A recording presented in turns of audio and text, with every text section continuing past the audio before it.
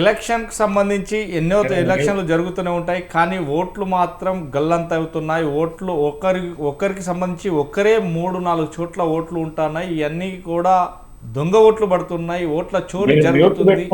గోశాల శ్రీనివాస్ గారు, మీరు మ్యూట్ లో పెట్టుకున్నారు. ఈ నేపథ్యంలోనే దొంగ ఓట్లు సృష్టిస్తున్నారు. ఈ నేపథ్యంలో ఒక్కొక్కరికి 4 ఓట్లు ఉంటున్నాయి, 5 ఓట్లు ఉంటాయి. లేదంటే ఇక్కడ జరిగే ఓట్లను వేరే రాష్ట్రాల వ్యక్తులను కూడా తీసుకొచ్చి వారి ఆధార్ కార్డులతో పాటు వారి ఐడెంటిఫికేషన్ కూడా తయారు చేసి ఇక్కడ వేపిస్తున్నారు. అంటే ఒక్కొక్క స్టేట్లో కావచ్చు ఇలాంటి సంఘటనలు జరుగుతున్నాయి. కానీ ప్రత్యక్షంగా ఇప్పుడు మనకు వివి రావు గారు చెప్పినట్టు ఏ పార్టీ ఏదైనా కానీ అధికారంలో ఉన్న పార్టీ ఖచ్చితంగా చేస్తుంది, కొన్ని చోట్ల చేస్తుంది. గతంలో అధికారంలో ఉన్న కాంగ్రెస్ కావచ్చు, ఇప్పుడు ఉన్నటువంటి బీజేపీ కావచ్చు, ఇదంతా కూడా గోల్మాల్ అవుతుంది. ఎవరైనా ఉంటే పకడ్బందీగా ముందుకు రావాలి నిర్భయంగా అని చెప్తున్నారు. కానీ ఎలా జరుగుతుందండి? ఎందుకంటే రాహుల్ గాంధీ చెప్పినట్టు తన వ్యక్తులతోటి ఖచ్చితంగా సర్వే చేయిస్తే మాత్రం ఇన్ని ఓట్లు బయటపడ్డాయి బెంగళూరులో ఖచ్చితంగా అంటారు. కానీ అన్ని ఆధారాలు తన దగ్గర ఉన్నాయంటారు. ఎలా చూడొచ్చు, అసలు ఏమవుతుంది?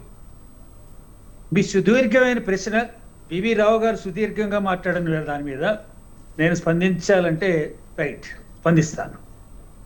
ఇప్పుడు మీరు అడిగిన మొట్టమొదటి ప్రశ్న ఓటర్ల లిస్టులో అవకతవకల గురించి ప్రారంభమయ్యి ఎన్నికల నిర్వహణలో టెక్నాలజీ వాడడము, టెక్నాలజీలో అవకతవకలు ఉంటున్నాయనడము, టెక్నాలజీలో ఉన్నది ఏదైనా సరే టెక్నాలజీ ఏది కూడా నిరూపించాలి అంటే ఖచ్చితంగా హార్డ్ కాపీ సపోర్టివ్గా ఉండడము, సబ్స్టాన్షియేట్ చేయడము అని చాలా మాట్లాడారు. భారతదేశంలోనే కాదు ప్రపంచం మొత్తం మీద టెక్నాలజీ వాడుతున్నారు.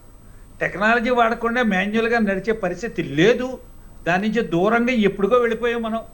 అంతా కూడా టెక్నాలజీ, వాళ్ళ కోర్టులు కానీ లేకపోతే ఆర్బీఐ కానీ లేకపోతే మిగతా వ్యవస్థలు, constitutional election commission it self constitutional institution. కాబట్టి అక్కడ వ్యక్తులు ఎవరో పనిచేయట్లేదు. ఎలక్షన్ కమిషన్లో పకడ్బందీగా సిబ్బంది ఉంటారు, అధికారులు ఉంటారు, కాన్స్టిట్యూషనల్ డిగ్నిటరీస్ ఉంటారు. అవకతవకలు జరిగితే, ఎందుకంటే రాజ్యాంగం ఏం చెప్పింది అంటే తప్పుల్ని సవరించే పద్ధతి మనకి ఇచ్చింది, checks and balances. No institution is supreme, no institution is absolute supreme among all other institutions. అవసరం ఇది మన కాన్స్టిట్యూషన్ చెప్పింది అంటే delegation of powers, separation of powers. అంచేది నేనే సర్వకులుగా ఉన్నాయి. ఇంకొక ఇన్స్టిట్యూట్లో అంటే రాజ్యాంగం నిర్మాణం చేసిన ఇంకొక ఇన్స్టిట్యూట్ ఆఫీసర్ని తీసుకొచ్చి స్టాట్యూట్లో ఉందో చదువు అని అనడం, న్యూనతపరచడం, అవమానపరచడం, ఆ ఇన్స్టిట్యూట్ ప్రతిష్టను దిగదార్చడం ప్రజాస్వామ్య వ్యవస్థలో రాజ్యాంగం ఒప్పుకోదు. రాజ్యాంగం ప్రకారం ప్రతి రాజ్యాంగ సంస్థ కూడా బలంగా ఉండాలి, బలహీన పడకూడదు. బలహీనమైన వ్యక్తులు ఉంటే వాళ్ళని ఏరేయాలి. వ్యక్తులు బలహీనంగా ఉండొచ్చు, ఇన్స్టిట్యూషన్ బలహీనంగా ఉండదు. బలహీనమైన వ్యక్తులతో నిర్మాణం కాబడితే శిఖరాలకు వెళ్ళిపోతే బలహీనమైన వ్యక్తులు అక్కడ ఇన్స్టిట్యూషన్కి దెబ్బ తగులుతుంది, పరువు పోతుంది, ప్రతిష్ట పోతుంది. ప్రజాస్వామ్యానికి ప్రధానమైన స్తంభాలు కూలిపోతుంటాయి, కుంగిపోతూ ఉంటాయి. కుంగనివ్వకూడదు. మన అందరం కూడా ప్రజాస్వామ్యం ప్రధాన మూలమైన అంశం. అంతేగాని ఇక్కడ అందరికీ ఆపాదించేద్దాం, రాజకీయ పార్టీలు కుమ్మక్కైపోతున్నాయి, వ్యవస్థలు కుమ్మక్కైపోతున్నాయి అంటే రాజ్యాంగ వ్యవస్థల మీద నమ్మకం పోయేలా మాట్లాడుతున్నామా? ప్రజలకి రాజ్యాంగ వ్యవస్థ మీద నమ్మకం పోయి మధ్య ఏ వ్యవస్థ కావాలి? ఫ్యూడలిస్టిక్ వ్యవస్థ కావాలనుకుంటున్నామా మనం?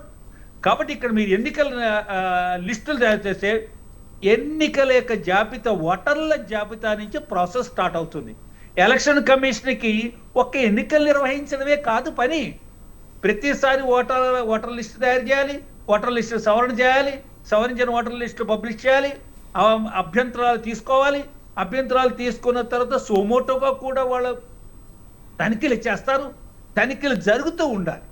తనిఖీలు జరగట్లేదు అని చెప్పడానికి లేదా అవకతవకలతో లిస్టులు వస్తున్నాయని చెప్పడానికి భారతదేశంలో పౌరసత్వం లేని వ్యక్తులకు ఓటు హక్కు ఎలా ఇవ్వబడుతుంది? రాజ్యాంగం చెప్పిందే. శ్రీనివాస్ గారు, ఓటర్గా నమోదు కావాలంటే పౌరసత్వం ప్రధానం. శ్రీనివాస్ గారు, ఏ సామాన్యుడో లేకపోతే అరటిపళ్ళు అమ్ముకునేవాడో ఉల్లిపాయలు అమ్ముకునేవాడో చేయలేదు ఈ పని. రైట్.